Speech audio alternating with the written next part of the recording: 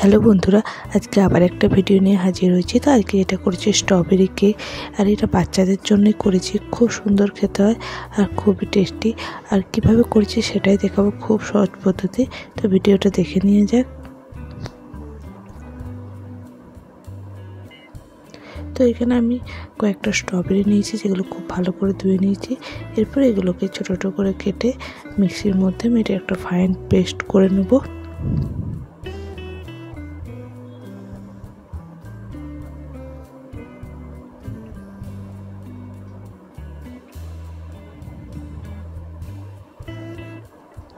তো এইভাবে পেস্ট আমি তৈরি করে নিয়েছি।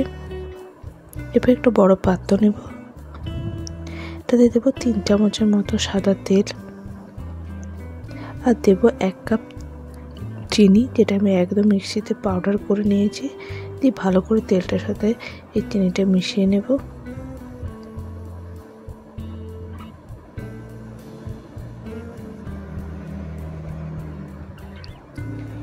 এরপর এতে দেবো ওই কাপ মেপে 1 কাপ ময়দা,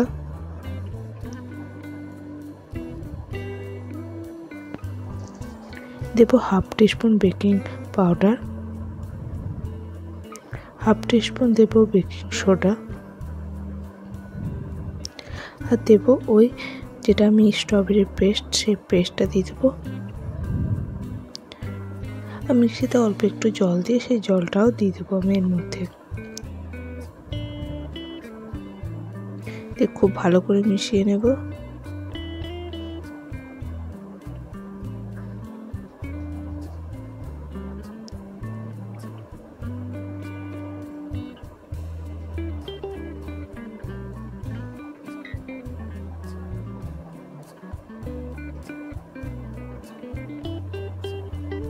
তো মিশ্রণটা আমার কেক তৈরি করার জন্য রেডি হয়ে গেছে।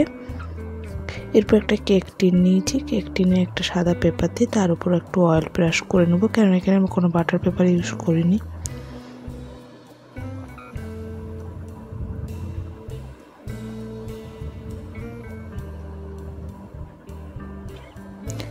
একদিকটা বুলিয়ে এইভাবে পাল্টে দিতে হবে, তাহলে পেপারটা খুব ভালোভাবে কেক টিনের মধ্যে বসে যাবে।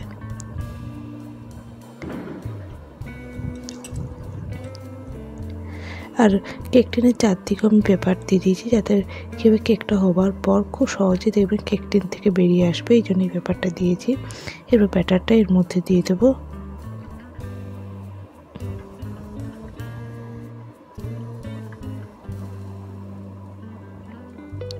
তো ব্যাটারটা দিয়ে দিয়েছি। এরপর করবো কি, একটা স্ট্রবেরি আমি রেখেছিলাম, যেটা পাতলা পাতলা করে কেটে কেকের উপর দেবো, জাস্ট দেখতে ভালো লাগবে এই জন্য।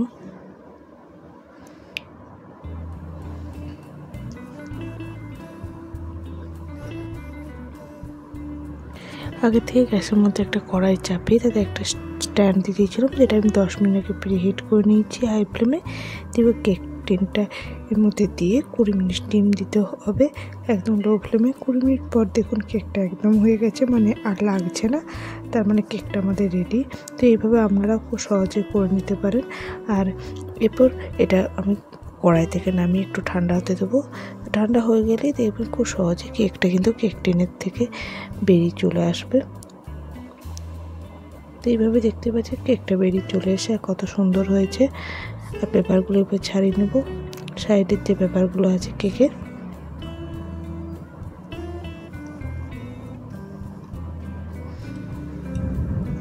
তো কেকটা এখনও গরম আছে, নিচের পেপারটা এবার ছাড়িয়ে নেব। খুব সহজেই দেখতে পাচ্ছেন ছেড়ে যাচ্ছে, খুব সুন্দরও হয়েছে কেকটা, খেতেও কিন্তু খুবই টেস্টি। তো আমার এই ভিডিওটা ভালো লাগলে অবশ্যই লাইক, শেয়ার এবং সাবস্ক্রাইব করতে ভুলবেন না। আজ এই পর্যন্তই, নমস্কার।